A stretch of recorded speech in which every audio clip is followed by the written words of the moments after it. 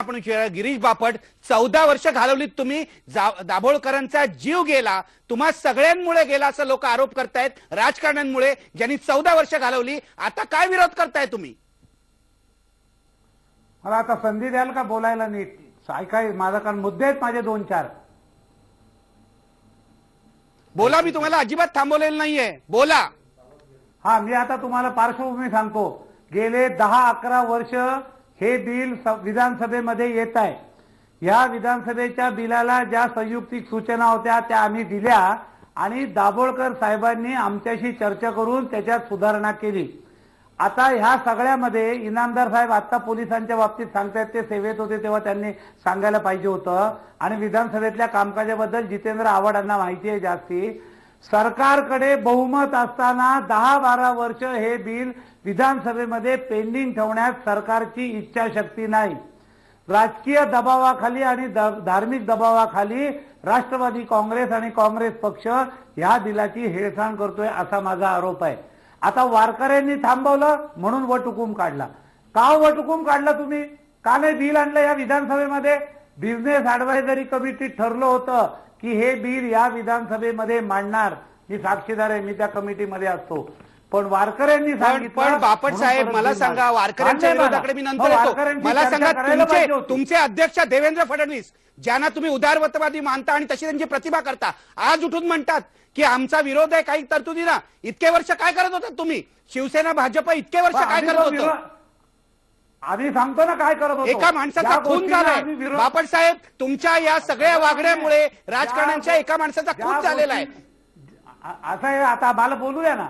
ज्या गोष्टींना आम्ही विरोध करत होतो त्या गोष्टी बिलातनं काढण्यात आल्या आणि त्या काढल्यानंतर आता सर्व संघटनांशी चर्चा केल्यानंतर परत वारकरी संप्रदायाशी चर्चा राहिली. चर्चा झालेली आहे बापट साहेब, चर्चा झालेली आहे. बापट साहेब, तुम्ही चुकीचं सांगताय, तुम्ही असत्य सांगताय. सर्व प्रकारची चर्चा झालेली आहे. मी या बिलाविषयी या स्टुडिओमध्ये किमान 10 चर्चा केलेल्या आहेत. 1 मिनिट थांबा, आपल्यासोबत पुष्पा भावे आहेत, शिरीष इनामदार आहेत. मग येऊ द्या. 1 मिनिट थांबा. बापट साहेब, खोटं सांगायचं नाही. बापट साहेब, खोटं सांगायचं नाही. दादांत असत्य तुम्ही सांगताय. कोण खोटं बोलतंय? कशाला? 1 मिनिट थांबा, 1 मिनिट. काही कारण नाही आम्हाला खोटं बोलण्याचं. पुष्पाबाई, तुम्ही सांगा चर्चा झाली की नाही? 1 मिनिट थांबा. चर्चा सतत चालू होत्या. माझ्या कार्यक्रमाचा शेवटचा भाग आहे. मी सुरुवात करतो विठ्ठल पाटील तुमच्यापासून. वारकऱ्यांचे प्रतिनिधी म्हणून पुढे काय, सरकारकडून तुमची काय अपेक्षा आहे? साहेब, महाराष्ट्र शासनाच्या माननीय मुख्यमंत्री महोदयांनी आम्हाला वारकरी संप्रदायाच्या प्रतिनिधींना सांगितलेलं आहे की हा कायदा पारित करत असताना आम्ही तुमच्याशी चर्चा करू आणि ऑगस्ट महिन्याच्या शेवटच्या आठवड्यात करू. माजी मुख्यमंत्री महोदयांना भाई जगतापांच्या माध्यमातून अशी विनंती आहे की त्यांनी जो दिलेला शब्द आहे तो शब्द पाळावा, वारकरी संप्रदायाला बोलवावं. कारण वारकरी संप्रदाय हा जो हव्यासापोटी कुकर्म केला जातो समाजात त्याच्या विरोधातच आहे, शोषणाच्या विरोधात आहे. त्यामुळे आमच्या आडोशाला म्हणजे नरबळी वगैरे अशा प्रथांच्या वारकरी विरोधातच आहे. अहो, आज नाही हो, आज नाही, कितीतरी वर्षापासून पुण्य तो परोपकार पार ते परपिढा तुकाराम महाराजांनी सांगितलेलं आहे. आम्हाला त्यांनी सांगितलं एऱ्या गबाळ्यात ह्या पडू नका. इतकं स्पष्ट वारकरी संप्रदायाची भूमिका आहे.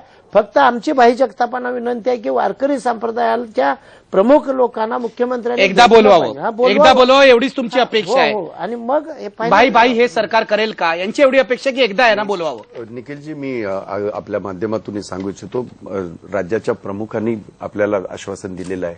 आणि नुसतं आश्वासन नाही तर आज तो जो काय ऑर्डिनन्स आलेला आहे, आज अध्यादेश आलेला आहे, त्याचा कायद्यामध्ये रूपांतर करण्यापूर्वी नक्कीच वारकरी पंथाच्या आमच्या सगळ्या नेत्यांजवळ मुख्यमंत्री बोलतील, शासन आपल्याकडे बोलेल. आणि एवढ्या सगळ्या 12 ह्या सगळ्या आज आपण ऐकल्यात, राज्याने ऐकल्यात, त्याच्यामध्येही काही तुमच्या सुधारणा असतील त्याच्याही बाबतीमध्ये चर्चा केली जाईल, एवढं मी आश्वासित करतो. मात्र एवढं मात्र नक्की सांगेन की देवेंद्र फडणवीसांचं जे म्हणणं आहे की आमच्याजवळ